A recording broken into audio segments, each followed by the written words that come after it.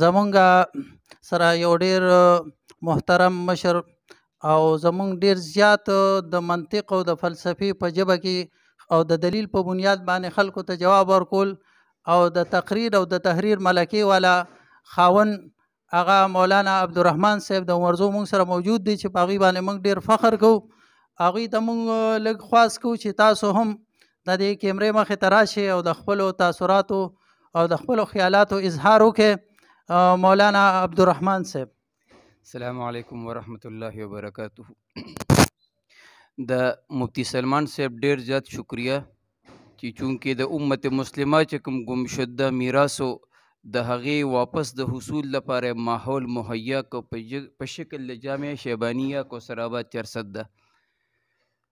د دور فلکیاتو دپاره مفتی صاحب د بنیر نادل کې هغوی تشریف فرما شو. د هغوی موږ ډېر شکرګزار یو چې د خپل علم دل کې هم د خورولو یو کوشش وکړو. الله پاک ته دوی د ساغې قبول کړي.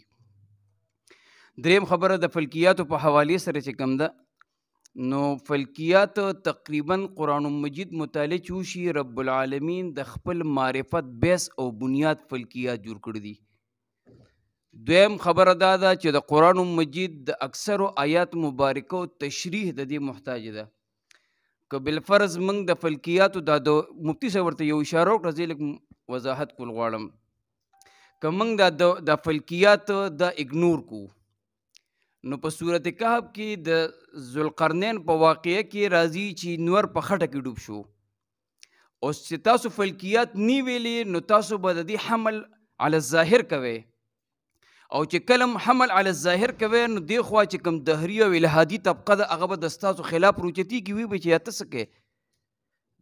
دا خو بدیهیات دي حقایق دي نفس الامري څیزونه دي څنګه په خټه کې ډوبېږي او خټه چې کوم دی آیا د دې مکان جوړېدی شي چې دی مکین شي نو دا غټ مسایل په دې باندې حل کېږي. یو نږدې مثال دله در کوم چونکې دا علم زموږ نه لرې شو او دا علم موږ پرېښودو موږ نه ګم شدو وګرځېدو نو په دې بیس سره دوه قسمه کالونه ګرځي. یو ته قمري کال وي او یو ته شمسي کال وي. د اسلامي عباداتو زیات تر تعلق هغه د قمري سال سره تعلق لري یعنی رمضان المبارک حج ذیقعده ذوالحجه یا داسې نور. خو لیکن دغه چې کوم دی د عباداتو څه حصه د هغې تعلق د شمسي سال سره هم دی. خو دا هم زه تاسو ته دا خبره کوم چې جدید تحقیق دا ثابته کړه چې قمري دا زیلي کال دی د شمسي دا زیلي کال دی د شمسي. بله خبره دا ده چې د دې علم د نشوالي په بنیاد باندې موږ دې شمسي کال ته عیسايي کال وایو اگر چې ابتدا د عیسی علیه السلام ته نسبت کیږي خو لیکن د دې شمیر تعلق صرف هغه د نور سره دی. او د هغې نه علاوه تاسو وګورئ لکه رب یا ایها الناس اعبدوا ربکم الذي خلقکم والذین من قبلکم لعلکم تتقون الذي جعل لكم الارض فراشا والسماء بناء وانزل من السماء ماء.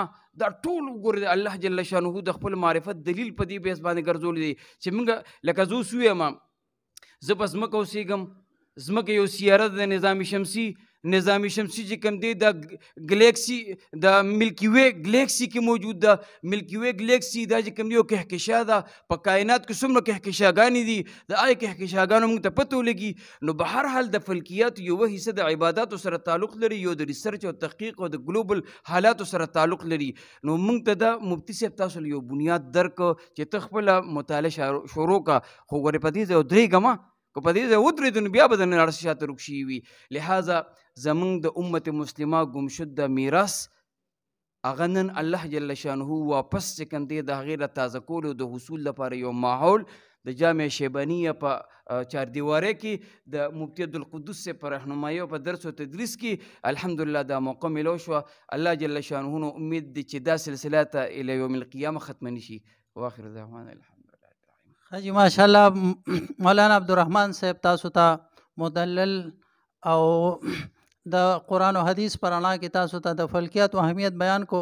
ما چې کوم آیات لوستلی هغې طرف ته راځو چې والذین جاهدوا فینا لنهدینهم سبلنا وان الله لمع المحسنین. څوک چې زمونږ په دین کې کوشش کوي هغوی له به مونږ لارې کولاو هغوی ته به لارې ښایو. سبلنا تاسو پیژنې علما د سبیل جمع نه الله یو لاره نه بیانوي بلکې وایي چې ډېرې لارې به ورته کولاوو او الله پاک د نیکوکارو سره دی. نو ډېر په فخر سره وایم چې زموږ ډېر خوږ ملګری مفتی محمد سلمان حقانی صاحب د دین یو کوشش شروع کو او په ډېر لږ وخت کې د هغې ثمره موږ ته مخې ته راغله. انشاءالله د دې جامعې مختلف مناظر به تاسو ته موږ ښایو چې دا جامعه شیبانیه تنګي روډ کوثر آباد کې دا روانه ده، تعمیرات هم پکې روان دي او درس و تدریس هم پکې روان دي.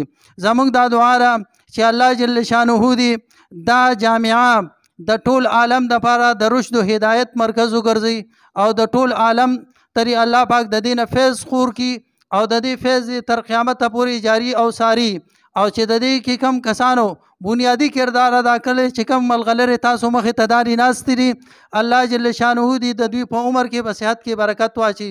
واخر دعوانا الحمد لله رب العالمین.